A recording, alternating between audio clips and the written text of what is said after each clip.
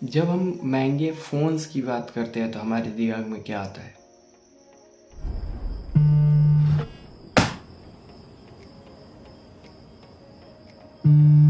IPhone. और जब हम महंगी घड़ियों के बारे में बात करते हैं तो हमारे दिमाग में क्या आता है? एग्जैक्टली यही, Rolex. And shine an ever new light on our world. The Submariner.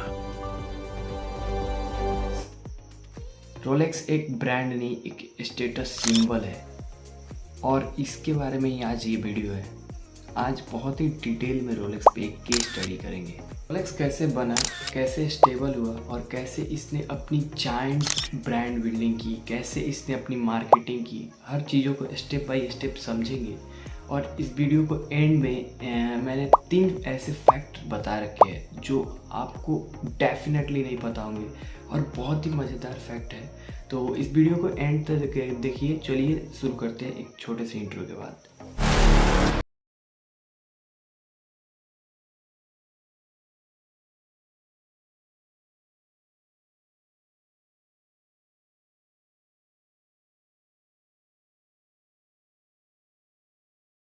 और इसके फाउंडर थे हेंस वेल्सडॉर्फ। एक बहुत ही काइंड पर्सन और लॉयल पर्सन थे। और इन्होंने रोलेक्स की स्टार्टिंग की थी, इसकी नींव रखी थी। हम सब में से बहुत से लोगों का ये एक इमेजिनेशन या हमारे बकेट लिस्ट में हुआ कि हमें फ्यूचर में एक रोलेक्स लेनी है।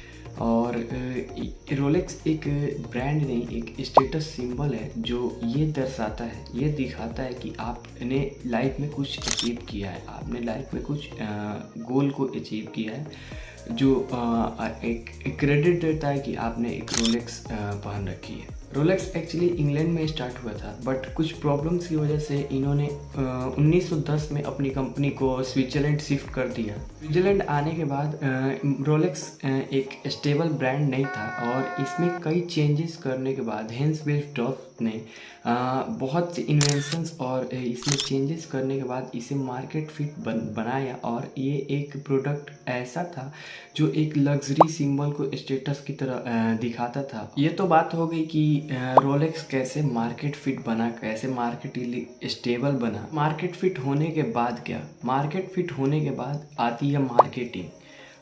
जब कोई प्रोडक्ट मार्केट में लॉन्च किया जाता है तो उसकी अच्छी मार्केटिंग बहुत ज़रूरी है कि लोगों तक वो पहुंचता किस तरह से है। यहीं पर रोलेक्स ने अपना खेला जायंट गेम, जिससे वो आज एक जायंट और मोस्ट वैल्यूबल ब्रांड्स में गिना जाता है। वैसे तो रोलेक्स की बहुत सी मार्केटिंग स्ट्रेटजीज थी जिसने इसे इतना सक्सेसफुल बनाया, बट इसमें से 4 बहुत ही इम्पोर्टेंट है जिसे मैंने पॉइंट आउट किया है और आपके सामने प्रेजेंट कर रहा हूँ। Number 1, the symbol of status. एक बहुत ही वैल्यूबल मार्केटिंग टेक्निक है रोलेक्स की कि आपने ज़िंदगी में कुछ अचीव किया तो रोलेक्स ले लो भैया।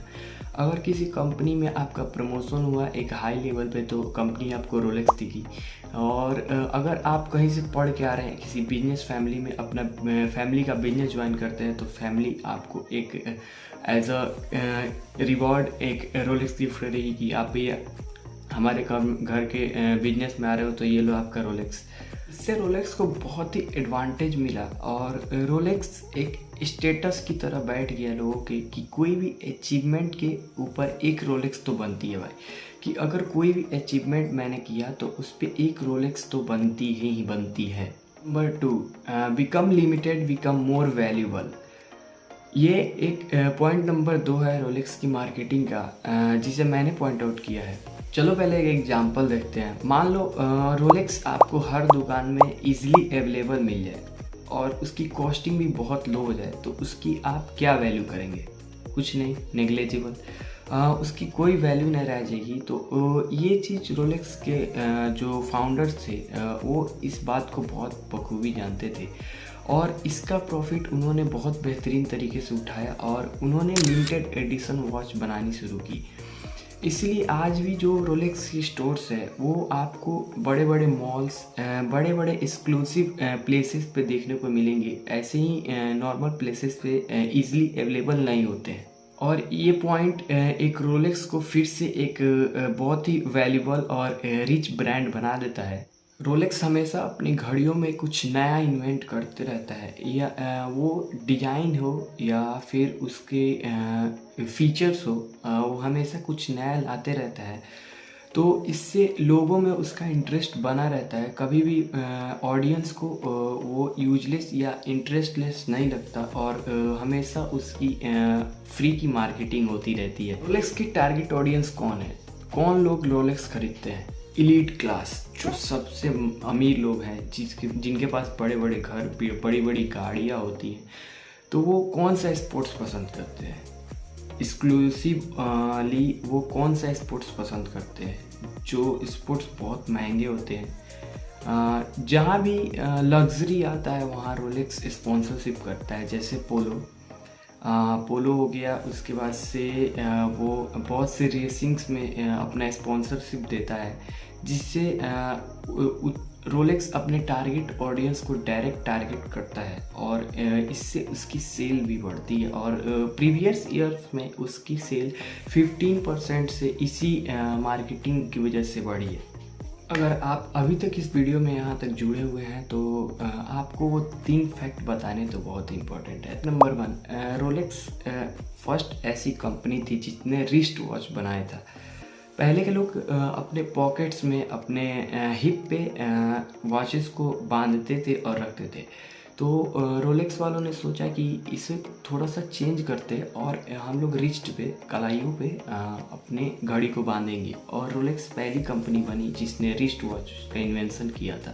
फैक्ट नंबर 2, रोलेक्स ही पहली कंपनी थी, वॉच ब्रांड थी, जिसने वाटरप्रूफ और डस्ट प्रूफ वॉचेस बनाए थे। और इसके पीछे एक बहुत ही इंटरेस्टिंग कहानी है, चलिए आपको सुनाता हूँ।